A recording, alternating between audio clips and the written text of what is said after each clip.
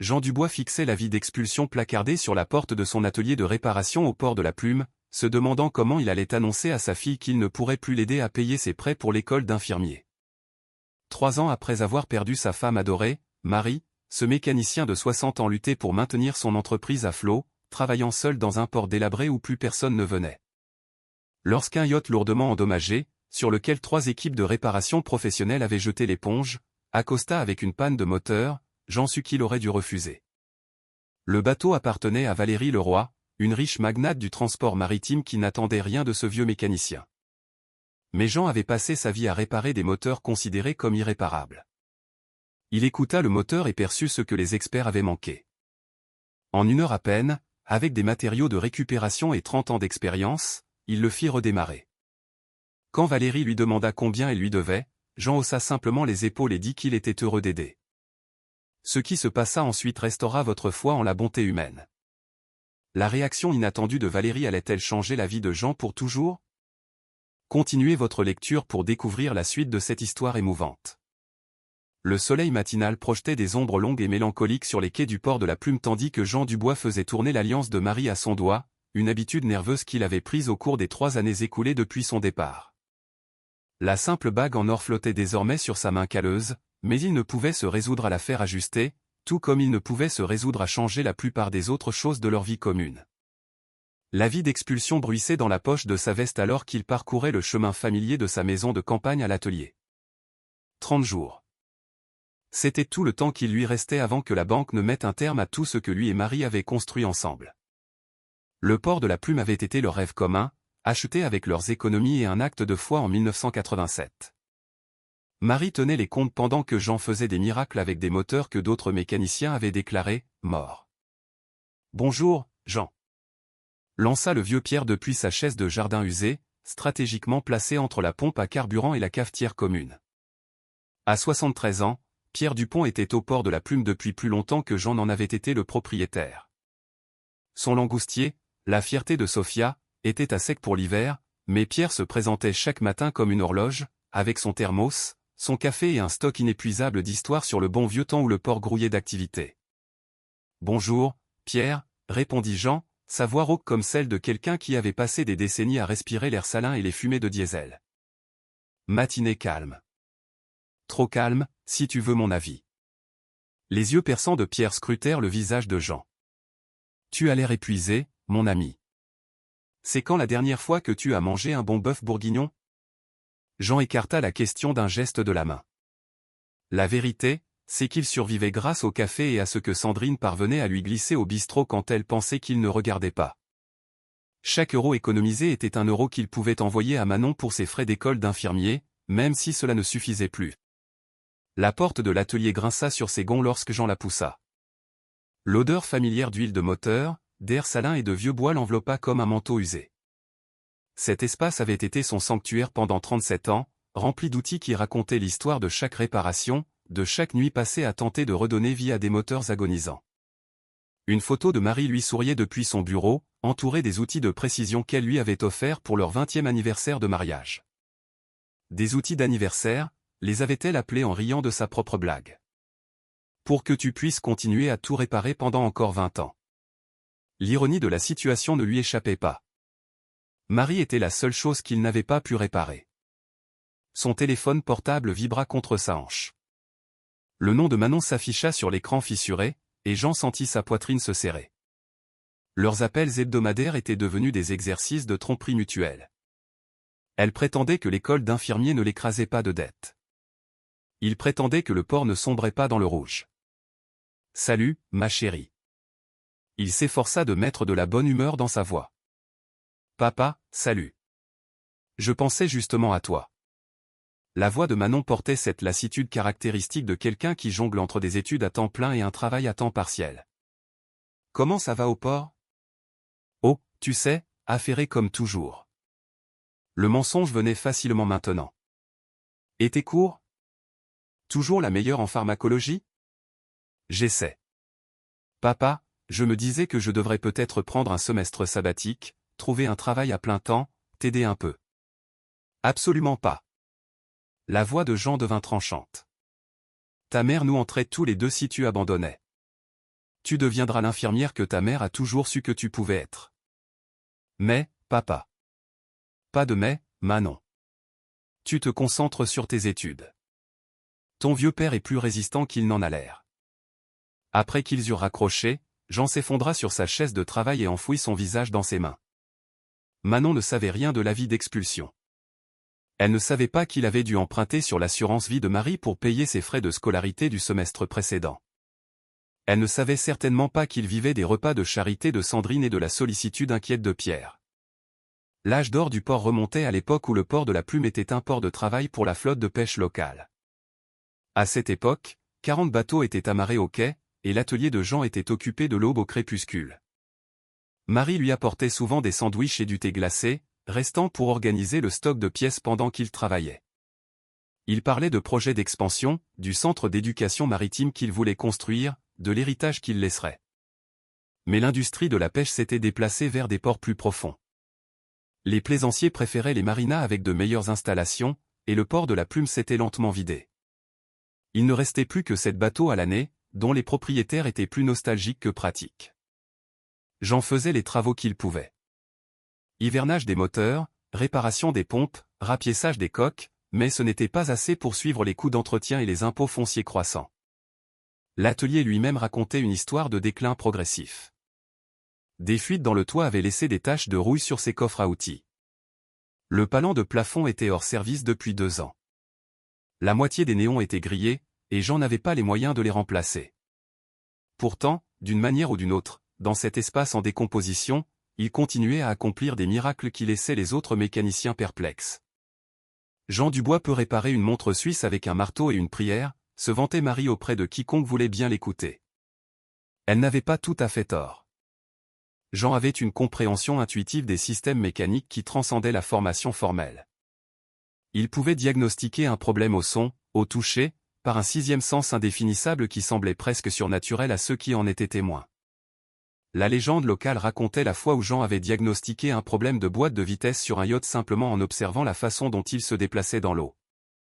Une autre histoire impliquait Jean fabriquant une pièce de rechange à partir d'une boîte de conserve et de ruban adhésif, qui s'était avérée plus durable que la pièce d'origine du fabricant. Que ces histoires soient entièrement exactes importait moins que ce qu'elles représentaient. Jean Dubois était le mécanicien que l'on appelait quand tous les autres avaient abandonné. Mais les légendes ne payaient pas les factures d'électricité. Jean se dirigea vers la petite fenêtre qui donnait sur le port. Cette vue était la partie préférée de Marie dans l'atelier. Elle se tenait souvent juste là pendant ses pauses, regardant les bateaux aller et venir, planifiant leurs futures expansions. Le port semblait différent maintenant, plus vide, plus petit en quelque sorte. Là où des dizaines de bateaux s'amarraient autrefois, il ne restait que quelques âmes robustes qui gardaient leurs navires à l'eau toute l'année. Sandrine Moreau apparut à la porte de l'atelier, portant une tasse fumante et un sac en papier. À 52 ans, Sandrine dirigeait le bistrot des Amis avec l'efficacité d'une campagne militaire et le cœur d'une mère poule. Elle était la meilleure amie de Marie et s'était auto-proclamée gardienne non officielle de Jean depuis les funérailles. Café et un croissant tout droit sorti de la boulangerie, annonça-t-elle en posant les deux sur son bureau. Et ne pense même pas à discuter. Marie me botterait les fesses si je te laissais dépérir. Sandrine, tu n'as pas à. Je n'ai pas à, mais je veux. De plus, ces croissants commençaient à rassir. Autant qu'ils aillent à quelqu'un qui les appréciera. Jean savait que Sandrine mentait. Le croissant était encore chaud du four, mais il accepta sa gentillesse avec la grâce d'un homme qui avait appris à laisser ses amis l'aider quand ils insistaient. Des nouvelles du bateau des Castillanos ? Demanda Sandrine, faisant un signe de tête vers un petit bateau de pêche qui était sur cale depuis 6 semaines. J'attends une pièce. Elle devrait arriver la semaine prochaine. Un autre petit mensonge. Jean avait commandé la pièce, mais ne l'avait pas encore payée. Le fournisseur était patient, mais la patience avait ses limites. Sandrine étudia son visage avec la concentration de quelqu'un qui avait élevé 3 enfants et pouvait repérer une tromperie à l'autre bout d'une pièce bondée. Jean Dubois, qu'est-ce que tu me caches ? Avant que Jean ne puisse trouver une dérobade, le bruit d'un moteur marin puissant résonna dans le port. Jean et Sandrine se tournèrent tous les deux vers la fenêtre pour voir un yacht élégant émerger de la brume matinale comme un rêve. Le bateau, d'une 60aine de pieds de long, sa coque blanche immaculée malgré les problèmes qui l'amenaient, boitait vers le port de la Plume. « Ça, c'est un spectacle », murmura Sandrine. « Ça fait des années que je n'ai pas vu quelque chose d'aussi chic dans nos eaux. » Jean observa l'approche du yacht avec un intérêt professionnel. Il était clair que quelque chose n'allait pas. Le mouvement du bateau sur l'eau suggérait un problème de moteur, probablement grave. Alors qu'il se rapprochait, il pouvait voir des gens sur le pont, leur langage corporel indiquant la frustration et l'inquiétude. « On dirait que tu as du travail », remarqua Sandrine. Jean hocha la tête, cataloguant déjà mentalement les outils dont il aurait besoin, et se demandant quel genre de problème pouvait amener un yacht aussi cher à son humble port. Il ne pouvait pas savoir que le bateau qui approchait allait tout changer, non seulement pour lui, mais aussi pour la femme en deuil à sa barre, cherchant quelque chose qu'elle ne pouvait nommer dans l'air matinal chargé de sel. Le moteur du yacht toussa et crachota alors qu'il s'approchait du quai, et l'oreille entraînée de Jean commença immédiatement à analyser le rythme erratique. Quel que soit le problème, il était assez grave pour laisser le propriétaire en rade. Jean fit craquer ses doigts et attrapa sa ceinture à outils. Certains travaux, pensa-t-il, valaient la peine d'être faits, qu'il puisse se le permettre ou non. Le yacht, la seconde chance, dérivait vers le quai du port de la Plume avec l'air résigné de quelque chose de beau qui se mourait lentement. Jean observait depuis la fenêtre de l'atelier tandis que le capitaine du bateau d'apparence professionnelle par ses mouvements luttait pour garder le contrôle avec ce qui semblait être une puissance moteur intermittente. Une femme se tenait à la proue, sa posture rigide avec un calme contrôlé qui parlait d'une personne habituée à commander. Même de loin, Jean pouvait voir la tension dans ses épaules, la façon dont ses mains serraient la rambarde avec une détermination à en avoir les jointures blanches. Elle portait un pantalon de marine et un blazer crème qui coûtait probablement plus que ce que Jean gagnait en un mois. Mais il y avait quelque chose dans sa posture qui suggérait qu'elle avait gagné chaque centime par sa seule volonté. « C'est Valérie Leroy », dit doucement Sandrine, qui était venue se placer à côté de Jean à la fenêtre. « Je la reconnais des magazines économiques. Empire du transport maritime parti de rien. A perdu son fils dans un accident de voile il y a quelques années. » Jean hocha la tête, son attention fixée sur l'approche difficile du yacht. Les moteurs ratatouillaient, et il pouvait entendre les signes révélateurs d'un système hybride luttant pour coordonner ses composants électriques et diesel. Les bateaux modernes, avait-il appris, étaient des merveilles d'ingénierie quand ils fonctionnaient, et des cauchemars coûteux quand ils ne fonctionnaient pas. Valérie Leroy monta sur le quai avec l'assurance calculée de quelqu'un qui a passé sa vie à masquer sa vulnérabilité derrière la compétence. Elle devait avoir environ 55 ans, avec des mèches grises dans ses cheveux noirs attachés en un chignon pratique. Son visage portait les lignes de décisions difficiles prises et de conséquences acceptées. « C'est vous le mécanicien » demanda-t-elle directement à Jean, sa voix portant une légère inflexion qui suggérait le français comme seconde langue. Jean Dubois. « Eh oui, madame, je suis le mécanicien. 3 équipes ont examiné ce moteur. 3 équipes m'ont dit qu'il était irréparable sans une refonte complète, qui coûterait plus que la valeur du bateau. » Elle fit un geste vers le yacht avec la précision agacée de quelqu'un habitué aux problèmes que l'argent peut résoudre. Ils ont tous dit que le système hybride était trop complexe, trop intégré, trop moderne pour une réparation conventionnelle.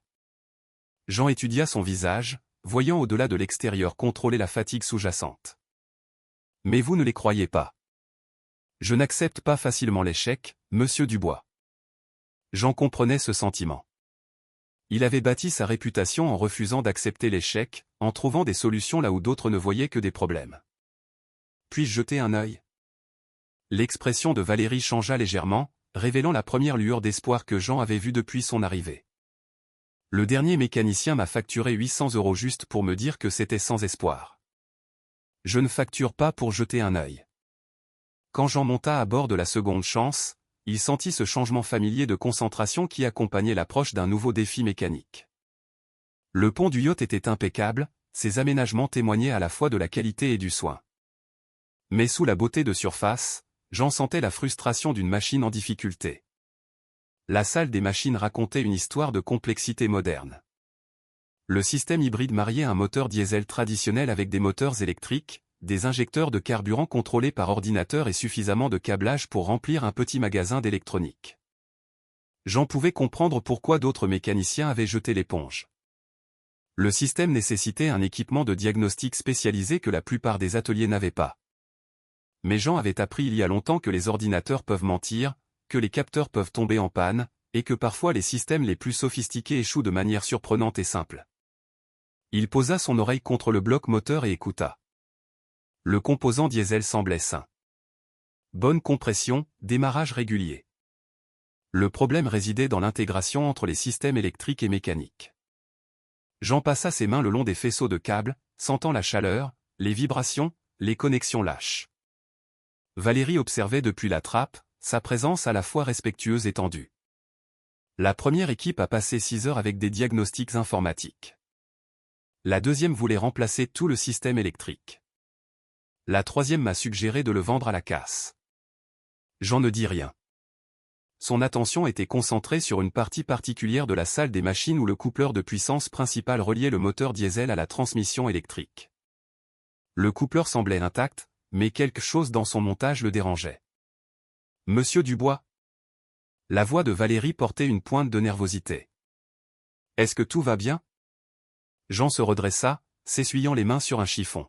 « Quand ce problème a-t-il commencé ?» Il y a environ 3 semaines. Le bateau fonctionnait parfaitement. Puis, soudainement, il a commencé à perdre de la puissance par intermittence. Certains jours, il fonctionnait bien pendant des heures. D'autres, il sortait à peine du port. Des travaux récents ont-ils été effectués?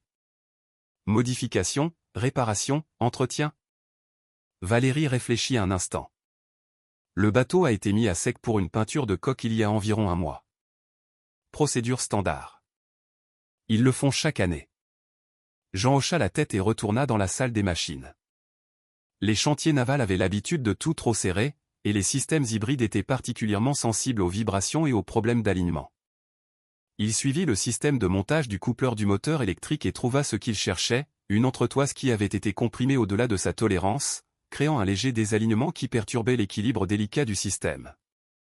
L'entretoise elle-même était une pièce spécialisée, coûtant probablement plusieurs centaines d'euros et prenant des semaines à commander, mais Jean avait passé 37 ans à apprendre que spécialisé ne signifiait pas toujours irremplaçable. Il sortit de la salle des machines et se dirigea vers sa vieille Citroën 2CV, revenant avec un morceau de néoprène qu'il avait récupéré d'une réparation de combinaison de plongée. Avec son couteau de poche, il tailla et façonna soigneusement le morceau de néoprène en une entretoise qui restaurerait l'espacement et l'alignement appropriés. « Monsieur Dubois, » dit prudemment Valérie, « cela ressemble à du matériel de combinaison de plongée. Il a la bonne épaisseur et les bonnes propriétés de compression. Parfois, les solutions les plus simples fonctionnent mieux que les plus chères. » Jean installa son entretoise artisanale avec la patience de quelqu'un qui comprend que la précipitation en mécanique est un chemin vers l'échec. Il vérifia l'alignement 2 fois, s'assura que toutes les connexions étaient sécurisées, puis recula. Essayez de le démarrer. Valérie se dirigea vers la barre avec l'optimisme prudent de quelqu'un qui a été déçu trop souvent. Le moteur tourna 1 fois, 2 fois, puis s'éveilla avec un ronronnement doux qui avait été absent pendant des semaines. Le système hybride se synchronisa parfaitement. Les moteurs électriques bourdonnaient en harmonie avec le diesel. « Je n'arrive pas à y croire », murmura Valérie, puis se reprit. « Je suis désolé, je ne voulais pas. » « Ne vous excusez pas. J'aurais probablement dit quelque chose de plus fort si j'avais lutté avec ce problème pendant 3 semaines. » Valérie fit tourner le moteur sur toute sa plage de puissance, regardant avec étonnement le yacht répondre avec la puissance douce dont elle se souvenait. L'intégration entre les composants diesel et électriques était transparente. Les systèmes informatiques recevaient enfin les données stables dont ils avaient besoin pour fonctionner correctement. « Monsieur Dubois, combien je vous dois ?» Jean rangeait déjà ses outils, son esprit passant déjà au prochain problème sur sa liste. « Rien du tout. Juste content de voir un bateau retrouver son chemin. » Valérie le dévisagea comme s'il parlait une langue étrangère. « Pardon ? Pas de frais. Ça a pris environ 1 heure, en utilisant un morceau de matériau qui aurait fini à la poubelle de toute façon. » Jean jeta son sac à outils sur son épaule. De plus, tout propriétaire de bateau qui nomme son navire la seconde chance mérite probablement une seconde chance. Pour la première fois depuis son arrivée, le calme de Valérie se fissura légèrement. Jean entrevit quelque chose de plus profond. Peut-être du chagrin, ou le désir de quelque chose de perdu. Le moment passa rapidement, mais il laissa à Jean l'impression qu'il avait touché quelque chose d'important. Valérie chercha dans son blazer et sortit une élégante carte de visite. Monsieur Dubois, j'aimerais rester en contact. Ce que vous avez fait aujourd'hui, elle s'arrêta, cherchant ses mots. J'ai travaillé avec de nombreux mécaniciens, de nombreux ateliers de réparation. Ce que vous avez fait est extraordinaire. Jean prit poliment la carte, même s'il ne pouvait imaginer ce qu'une personne comme Valérie Leroy voudrait d'un mécanicien comme lui. La carte était en papier épais, gaufrée de lettres dorées. Valérie Leroy, présidente et directrice générale, Valdez Shipping International. Je vous recontacterai, monsieur Dubois. Comptez là-dessus. La seconde chance quitta le quai avec une grâce retrouvée, ses moteurs ronronnant en parfaite harmonie. Jean la regarda jusqu'à ce qu'elle disparaisse dans la brume matinale, puis baissa les yeux sur la carte de visite dans sa main. Il ne pouvait pas savoir que Valérie Leroy avait passé les 3 dernières années à chercher quelque chose qu'elle ne pouvait nommer, quelque chose que sa richesse et son succès ne pouvaient lui fournir. Il ne savait rien de Léo, son fils, qui rêvait d'ingénierie navale avant qu'un accident de voile ne lui ôte la vie. Il ne pouvait pas imaginer que son simple acte de gentillesse mécanique avait touché quelque chose en Valérie qui était en sommeil depuis la mort de son fils. Jean glissa la carte dans la poche de sa chemise et retourna à son atelier, où l'avis d'expulsion attendait dans sa veste, et la réalité se pressait de toutes parts. Mais un instant, il ressentit cette vieille satisfaction qui vient de la résolution d'un problème impossible. Le sentiment qui l'avait attiré vers la mécanique en premier lieu. Certains travaux, pensa-t-il à nouveau, valaient la peine d'être faits, qu'il puisse se le permettre ou non. 3 jours après que Valérie Leroy eut disparu dans la brume matinale, le monde de Jean s'effrita un peu plus. La lettre de l'école d'infirmiers de Manon arriva un mardi, son en-tête officielle immédiatement reconnaissable comme le genre de correspondance qui apporte de mauvaises nouvelles avec une efficacité bureaucratique. Jean ouvrit l'enveloppe avec des mains qui tremblaient légèrement, que ce soit à cause de son arthrite naissante ou de la peur pure et simple, il ne pouvait le dire. Les mots lui parurent d'abord flous, mais se précisèrent peu à peu en ce langage poli et dévastateur que les institutions utilisent pour écraser les rêves. Nous avons le regret de vous informer. Éligibilité à l'aide financière. Paiement requis avant. Manon avait perdu sa bourse.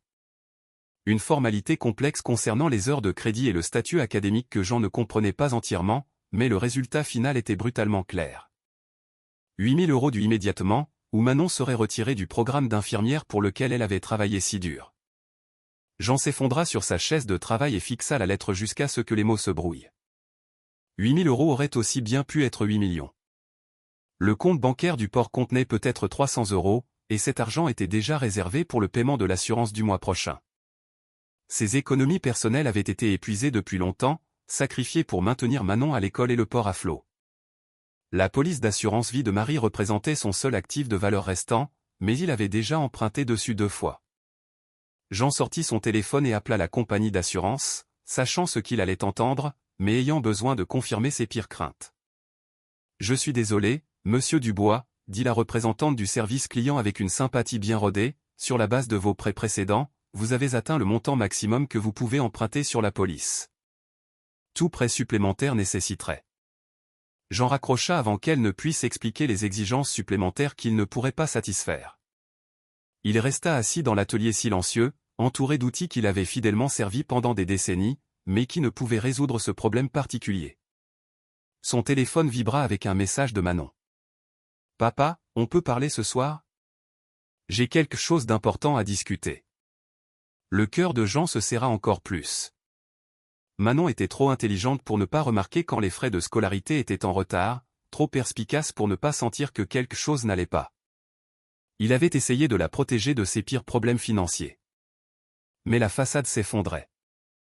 1 heure plus tard, Jean se retrouva dans le bureau stérile de la Banque populaire du port, son béret littéralement à la main, attendant de parler à Christine Martin, l'agente de crédit qui le connaissait, lui et Marie, depuis 20 ans. Le sourire sympathique de Christine en le voyant confirma ce que Jean savait déjà. Ça n'allait pas bien se passer. « Jean, ravi de vous voir, dit Christine, bien que son ton suggère le contraire. Que puis-je faire pour vous aujourd'hui ? Jean expliqua sa situation avec la franchise qui l'avait toujours bien servi. La bourse de Manon, la date limite de l'école d'infirmier, son besoin de 8 000 € pour maintenir le rêve de sa fille en vie. Christine écouta avec la patience de quelqu'un qui avait entendu des histoires similaires trop souvent. Quand Jean eut fini, elle ouvrit son dossier sur son ordinateur et étudia l'écran avec une objectivité professionnelle. « Jean, j'aimerais pouvoir vous aider. Vraiment. Mais votre ratio dette-revenu dépasse déjà nos directives de prêt. Les revenus du port sont en baisse depuis 3 ans, et sans garantie. Le port est la garantie. Le port est déjà hypothéqué à sa pleine valeur estimée. Après les dettes, il n'y a pas de fonds propres disponibles pour un prêt supplémentaire. Je suis désolé. Le trajet de retour au port de la Plume se fit dans un flou de paysages côtiers que Jean remarqua à peine. 37 ans à construire quelque chose, à créer de la valeur avec ses mains et ses connaissances, et tout cela ne signifiait rien quand sa fille avait le plus besoin de lui. De retour au port, le vieux Pierre vit le visage de Jean et lui versa une tasse de café sans poser de questions. La réunion à la banque ne s'est pas bien passée? Jean prit le café avec gratitude. Pierre avait cette étrange capacité à lire les situations sans avoir besoin d'explications. Certains problèmes ne peuvent pas être résolus avec les bons outils et assez de patience. Peut-être. Mais je t'ai vu faire des miracles avant. Ce n'est pas un moteur, Pierre. C'est 8 000 € que je n'ai pas pour une fille qui mérite un meilleur père qu'un raté. Le visage buriné de Pierre se plissa d'inquiétude. Jean Dubois, je te connais depuis 15 ans, et tu es beaucoup de choses, mais un raté n'en fait pas partie. Tu as maintenu ce port à flot dans les bons et les mauvais moments. Tu as aidé chaque propriétaire de bateau de ce port à un moment ou à un autre. La plupart du temps pour moins cher que tu n'aurais dû. Aider les gens ne paie pas les factures. Non, mais ça compte pour quelque chose. Ne sous-estime pas la valeur de ça. Ce soir-là, Jean était assis dans le salon de sa maison de campagne, fixant son téléphone, redoutant la conversation qu'il devait avoir avec Manon. La maison semblait trop silencieuse, trop vide. La présence de Marie avait rempli ses pièces de chaleur et de rire. Et même 3 ans plus tard, Jean pouvait encore sentir les échos de conversations qui n'auraient plus jamais lieu. Le visage de Manon apparut sur l'écran de l'appel vidéo, son expression sérieuse.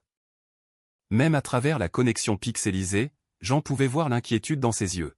« Papa, il faut qu'on parle du paiement des frais de scolarité. » Le cœur de Jean se serra. « Manon, papa, je sais que tu as des difficultés. Je sais que le port ne va pas bien.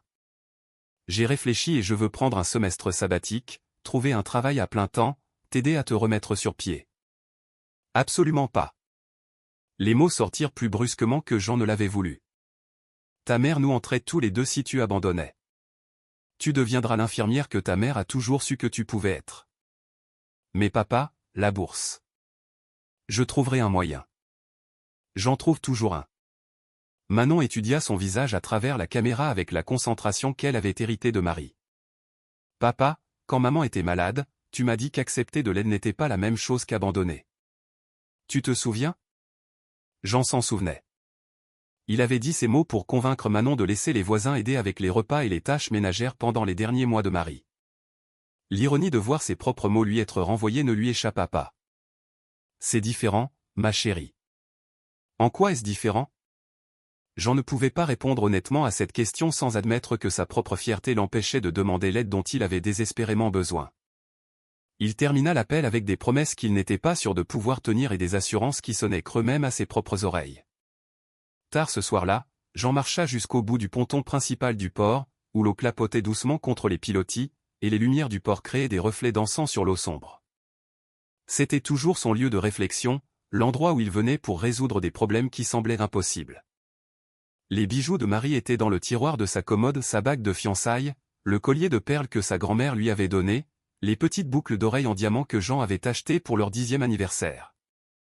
Ensemble, ils pourraient couvrir les frais de scolarité de Manon, mais les vendre donnerait l'impression d'effacer les dernières connexions tangibles à leur vie commune. Jean sortit la carte de visite de Valérie Leroy de son portefeuille et l'étudia à la lumière. 3 jours s'étaient écoulés depuis leur rencontre, et il se demanda si sa promesse de le contacter n'était que de la politesse. Les gens avec des cartes de visite comme celle-ci disaient probablement beaucoup de choses qu'ils ne pensaient pas. Le faisceau du phare balaya le port, illuminant le visage buriné de Jean alors qu'il prenait une décision qu'il espérait ne pas regretter. Certains problèmes, pensa-t-il, nécessitent plus que les bons outils et assez de patience. Parfois, il nécessite d'avaler sa fierté et de demander de l'aide à des endroits inattendus. Jean remit la carte dans son portefeuille et se dirigea vers sa maison de campagne, où les bijoux de Marie attendaient dans un tiroir, et où le matin apporterait soit une solution, soit la conversation la plus difficile de sa vie avec sa fille. À 30 km à l'intérieur des terres, Valérie Leroy était agenouillée devant une pierre tombale en granit qui portait le nom de son fils en simples lettres capitales. Léo Leroy, 1995 à 2021, fils bien-aimé, à jamais dans nos cœurs. La boussole en laiton qu'elle tenait était le bien le plus précieux de Léo. Un cadeau de son grand-père qui l'avait guidé à travers d'innombrables aventures à la voile avant l'accident qui lui avait coûté la vie. J'ai rencontré quelqu'un hier, Léo, murmura Valérie, sa voix empreinte de la douceur qu'elle réservait à ses conversations privées. Un mécanicien qui a réparé ce que 3 équipes d'experts n'ont pas pu. Il m'a rappelé toi, d'une certaine manière, la façon dont il écoutait le moteur, comment il se souciait plus de résoudre le problème que d'être payé. La brume matinale flottait à travers le cimetière perché sur la colline, assourdissant le bruit de l'autoroute lointaine et créant un cocon d'intimité autour de Valérie et de la tombe de son fils. Elle venait ici toutes les quelques semaines, apportant toujours la boussole de Léo, cherchant toujours un sens de l'orientation dans une vie qui avait perdu son vrai nord lorsque les gardes-côtes avaient trouvé son voilier chaviré. Léo avait 26 ans quand il était mort, plein de rêves d'ingénierie navale et de technologie de navigation durable. Il avait prévu de travailler pour la compagnie maritime de sa mère, apportant des idées innovantes à une industrie qui résistait souvent au changement. L'ironie n'échappait pas à Valérie qu'elle commandait maintenant une flotte de navires alors que son fils, celui qui comprenait vraiment l'âme des bateaux, était parti. Il ne m'a rien fait payer, continua Valérie, faisant tourner la boussole dans ses mains. Tu imagines ça? Dans le monde d'aujourd'hui, un homme qui répare l'irréparable et ne demande rien en retour. Il doit y avoir une raison pour laquelle nos chemins se sont croisés, tu ne crois pas? L'aiguille de la boussole se balança doucement, pointant vers le vrai nord avec la certitude inébranlable que Valérie enviait. Depuis la mort de Léo, son propre sens de l'orientation était devenu confus. L'empire du transport maritime qu'elle avait bâti à la force de sa volonté semblait de plus en plus creux, un monument à une ambition qui n'avait plus de sens. Sa thérapeute, le docteur Isabelle Lambert, avait encouragé Valérie à trouver de nouvelles sources de sens, des moyens d'honorer la mémoire de Léo tout en avançant dans sa propre vie. Le deuil n'est pas quelque chose que l'on surmonte, avait expliqué le docteur Lambert lors de leur dernière séance. C'est quelque chose que l'on apprend à porter différemment. Cet après-midi-là, Valérie était assise dans le bureau confortable du docteur Lambert, la boussole posée sur la petite table entre elles. La douce persistance de la thérapeute avait aidé Valérie à traverser les pires phases de son deuil. Mais la séance d'aujourd'hui semblait différente. Vous semblez plus animé aujourd'hui, remarqua le docteur Lambert. Quelque chose a changé. Valérie se retrouva à décrire sa rencontre avec Jean Dubois en détail. Sa compétence tranquille, son refus d'être payé, la façon dont il écoutait le moteur comme s'il lui parlait. En parlant, elle réalisa à quel point cette interaction l'avait affectée. Qu'est-ce qui, chez cet homme, a résonné en vous? Il m'a rappelé qu'il y a encore des gens qui font les choses parce qu'elles sont justes, pas parce qu'elles sont rentables. Léo était comme ça, toujours plus intéressé par la résolution du problème que par le gain financier. Le docteur Lambert se pencha légèrement en avant. Avez-vous considéré que ce n'était peut-être pas une simple coïncidence? Parfois, l'univers place des gens sur notre chemin quand nous en avons le plus besoin. Pendant ce temps, de retour au port de la Plume, l'arthrite de Jean s'était ravivée avec le changement de temps, rendant même les tâches simples douloureuses. Ses mains, autrefois d'une précision chirurgicale, tremblaient maintenant en enfilant un boulon ou en manipulant des pièces délicates. La maladie s'était aggravée progressivement, mais le stress semblait accélérer sa progression. Le vieux Pierre trouva Jean dans l'atelier, luttant pour dévisser un filtre à carburant tenace du moteur hors-bord d'un client. Le travail aurait dû prendre quelques minutes, mais les articulations enflées de Jean ne parvenaient pas à maintenir la prise nécessaire sur l'outil spécialisé. « Laisse-moi te donner un coup de main avec ça », proposa Pierre. Mais Jean le repoussa avec son entêtement caractéristique. « Je peux le faire moi-même. »